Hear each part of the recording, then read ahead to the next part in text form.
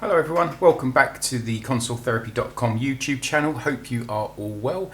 In this video we are going to be replacing one of the USB ports on this PlayStation 4 Slim motherboard.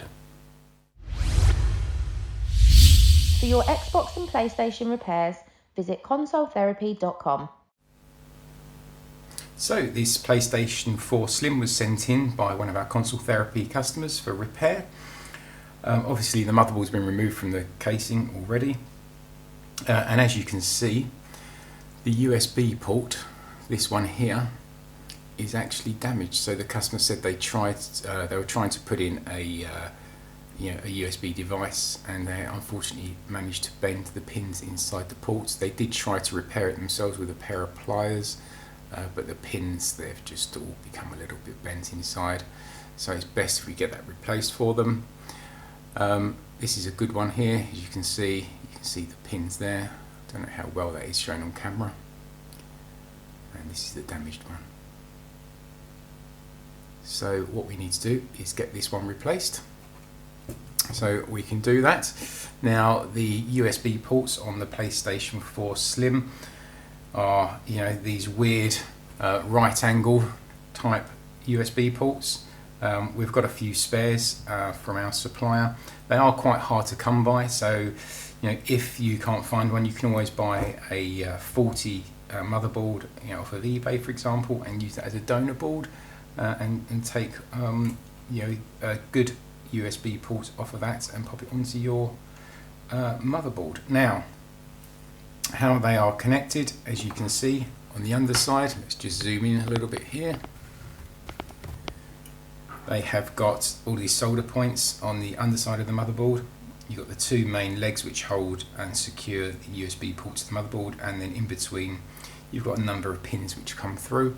So what we're going to do is remove the solder from all of these and then apply some heat with a heat gun, and then eventually we'll work the USB ports off, pop that one off, and then put on our replacement.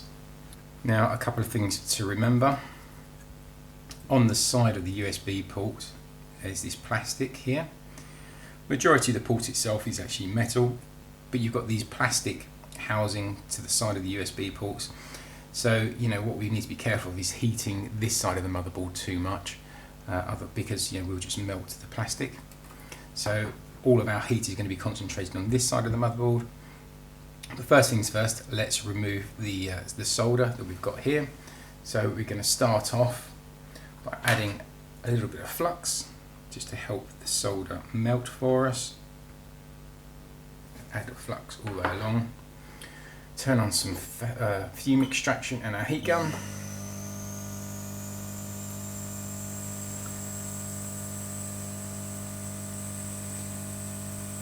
And we are going to be using our solder gun remover.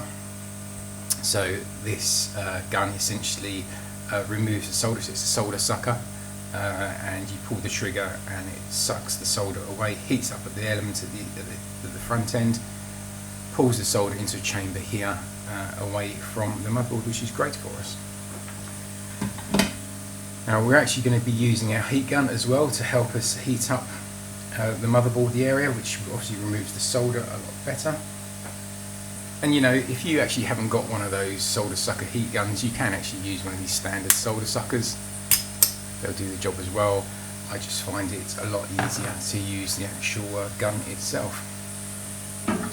Right, so let's get heating. First things first, we're just going to heat the whole area. Let's just zoom back in again. So applying heat all the way along to the legs, into the pins, and I'm going to come in with our solder sucker. We're going to place that over the pins, give it a suck, and the same for each pin.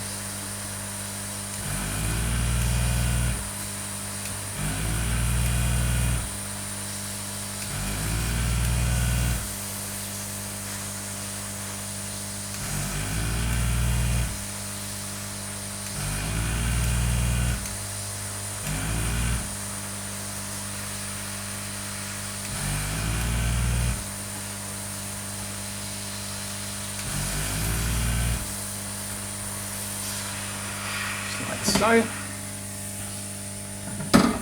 And then what we're going to do is just raise the motherboard up a little bit. I'm actually using a heatsink from an Xbox, just so we can lift it off so it's not resting.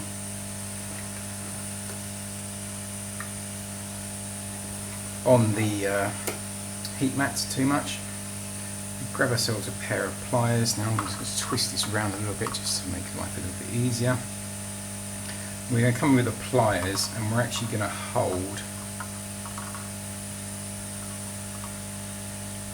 the USB port as close to the motherboard as possible, right? So I'm going underneath the motherboard, holding the USB port as close to the motherboard as possible. What we do, just quickly add a little bit more flux.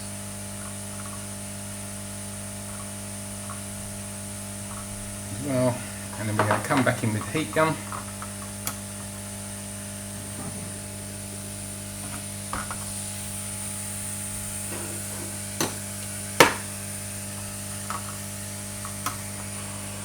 And then just work the heat along again.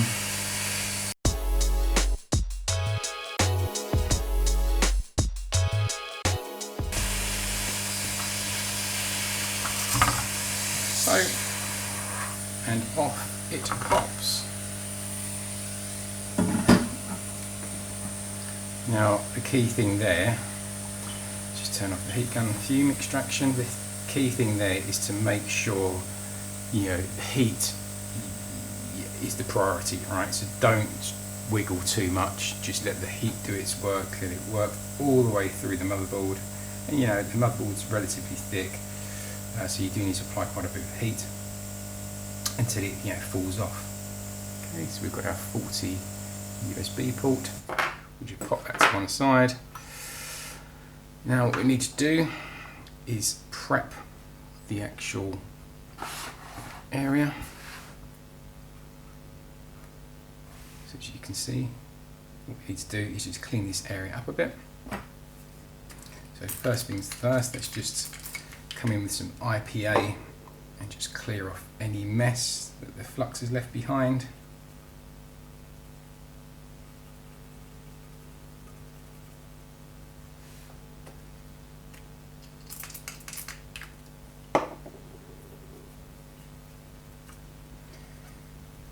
Like so. Now we are going to be applying a bit more flux now, but I do like to make sure everything's nice and clean before we start adding anything else back to the motherboard. What you can do is have a quick check just to make sure all of the pins are free and you can see through them.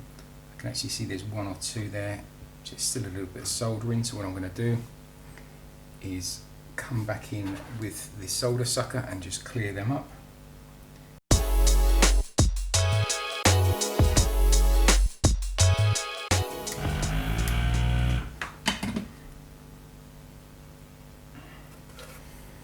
And you can hold it up to the lights to see, but as you can probably see, get the focusing correctly, there's no actual solder in any of those holes now, which is great. Okay, so what we do is then grab our replacement USB port.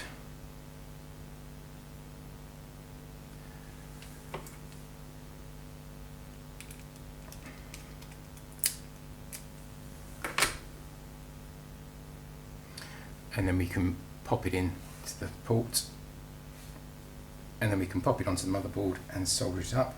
Quick tip, with your replacement USB port, the outside legs, so you'll see there's two outside legs, just give them a little bit of a squeeze with a pair of pliers because they go through these outer two ports, holes I should say, a lot easier. So grab your USB port, line it up, make sure all the holes are lined up correctly. Obviously, all the pins are lined up. then you're free to give it a bit of a wiggle. And connect it to your motherboard. Like so. Now it should sit nice and snug on the motherboard. And then when you flip it over, you should see all of the pins come through. Now if you don't, then that means there's probably some solder in one of your holes somewhere. And you can check all the pins are through just by running your finger across it, you can see them. So what's left to do now is we come over across with a little bit of flux, making sure all the pins and the legs are covered. Come in with your soldering iron. I suggest you cover the outer legs first of all, and make sure they are connected well.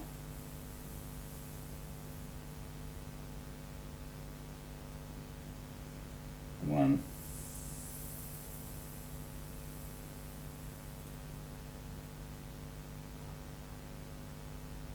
And two.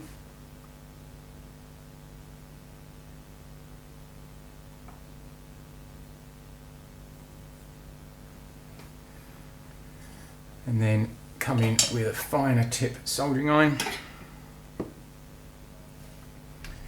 Then obviously solder in all of the legs as well.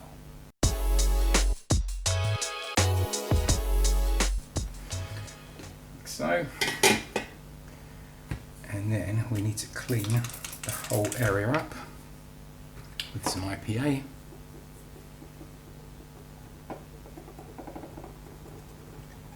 Give it a good clean up.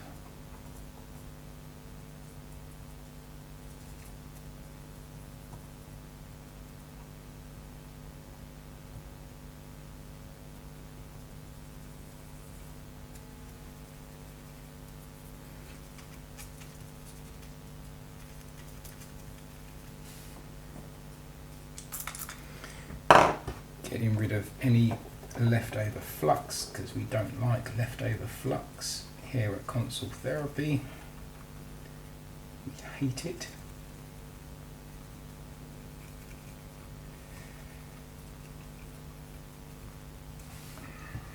Let's have a quick check. Yeah, that looks good.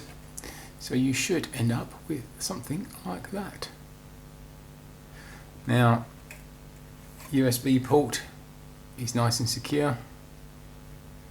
So all that's left to do is get it tested, and then we can get it back into the case and send it back to our customer. So there you go. That is how to replace a USB port on a PlayStation 4 Slim. So that's it for this video. Thanks very much for watching. Hope you enjoyed it. Please consider subscribing to the channel.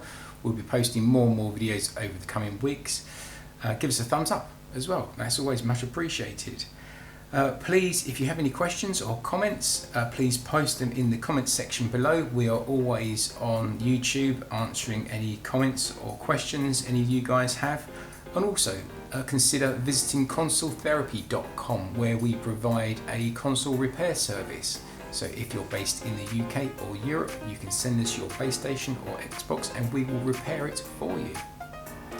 So all that's left to do is to say thanks very much for watching once again. Please take care of yourselves. See you all again soon. Bye bye for now.